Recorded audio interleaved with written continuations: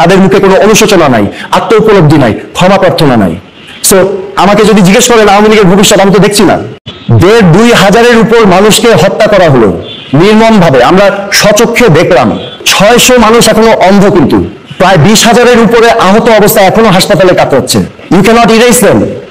এই যে গণহত্যা যে হলো, এখন পর্যন্ত শুনেছেন আওয়ামী লীগের একজন ব্যক্তি বলেছে যে আমরা দুঃখিত? এবং গণহত্যার বাইরে আপনি 1.5 লক্ষ কোটি টাকা পাচার করেছেন দুর্নীতি করে, তো এগুলোর জন্য আপনার ক্ষমা চাইতে হবে না?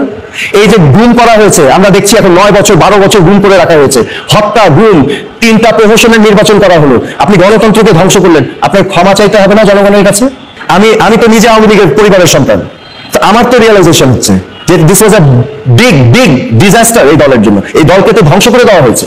এই যে গণ অভ্যুত্থানটা যখন হলো, এটা কি শুধু বিরোধী দল নেমেছে? এখানে তো আমার পরিচিত আওয়ামী লীগ ফ্যামিলির লোকজনও নেমে গিয়েছে, অভিভাবকরা নেমে গিয়েছে, ছাত্রছাত্রী। I also stood with them. তার পার্টিসিপেশন ছিল না ওই ছোট্ট একটি অংশ যারা সুবিধা ভোগ করেছে, বেনিফিশিয়ারিজ। আজকে যারা সব পলাতক, যারা এখন টাকার পাহাড়ের উপরে বসে এখন অরাজকতা সৃষ্টি করার চেষ্টা করছে, তাদের মুখে কোনো অনুশোচনা নাই, আত্ম উপলব্ধি নাই, ক্ষমা প্রার্থনা নাই। সো আমাকে যদি জিজ্ঞেস করেন আওয়ামী লীগের ভবিষ্যৎ, আমি তো দেখছি না।